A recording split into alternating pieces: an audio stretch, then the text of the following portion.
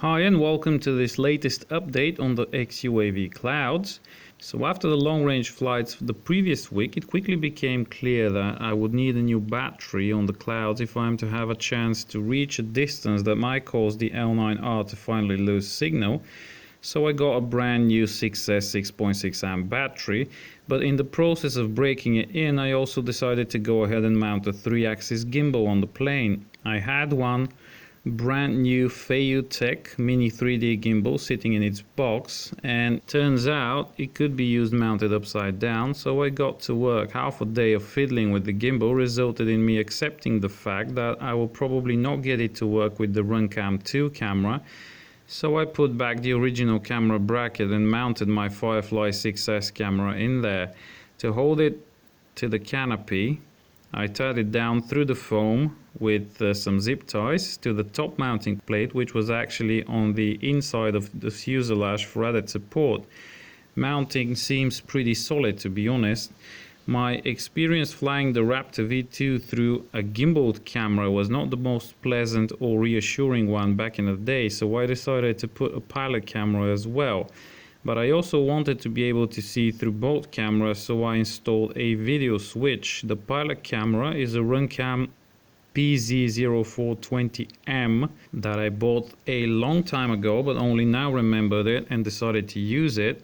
Since this is the first time I'm actually flying with such a camera, I was very surprised by the picture quality and can definitely see the advantages of using this for flying over the audio video out of a recording camera.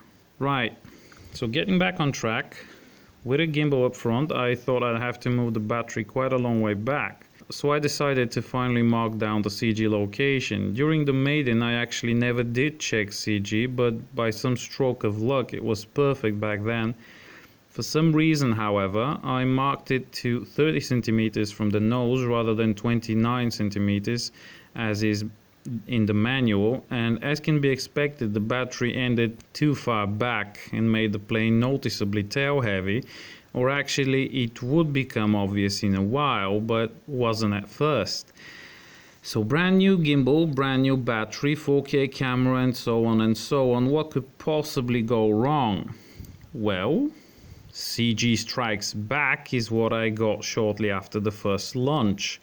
After the autopilot reached the pre-programmed altitude and dropped throttle, the plane immediately went into a tip stall and headed towards the ground. I tried to take it out of the spin, but did not act quick enough and didn't see it early enough to have altitude to do it. By some amazing stroke of luck, the plane sort of parachute spun to the ground and ended up over a ditch, with the wings resting on both sides of that ditch, and the only damage was the broken receiver antenna stand, a broken prop and a broken canopy. I'd say I got off easy. I quickly repaired the damage. I think the gimbal was not damaged in the event, and got the plane back in the air and immediately tested the stall performance, and guess what? As soon as I throttled down and applied little up elevator, the plane tip-stalled quicker than you can blink, as if it was its natural state.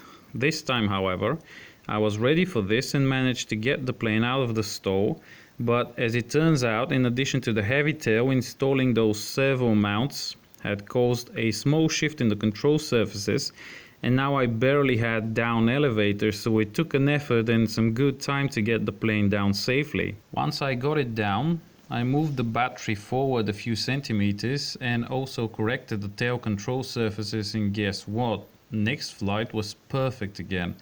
I only hope I haven't really damaged the gimbal. It does bug out in the air in certain situations, but doesn't do it on the ground. I will check it to make sure it's all good and will balance it well just in case. Now, since the receiver antenna and the video transmitter stand and the gimbal itself were now held down by tape, I decided not to try for distances this time round, but rather to do some low altitude flights around the area and test out the gimbal.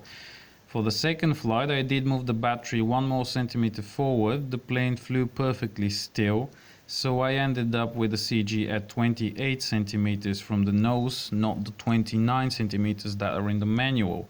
I think the manual CG would make the plane a bit tail heavy, although I'm not certain about this and will need to test more, but that is to come. And certainly a rearward CG is not a good thing on this plane. The reason for this being the short body.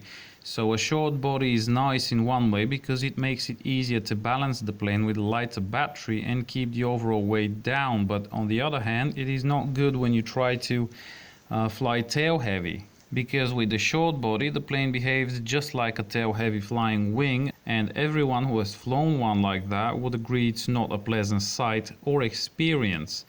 But enough of this monologue. I will let you now enjoy the rest of this video with some nice music on. Don't forget to like and subscribe if you haven't already, and if you like any of the items featured in this video, I would greatly appreciate your support if you choose to buy them via the links in the video description below. I bid you pleasant watching now, and until next time.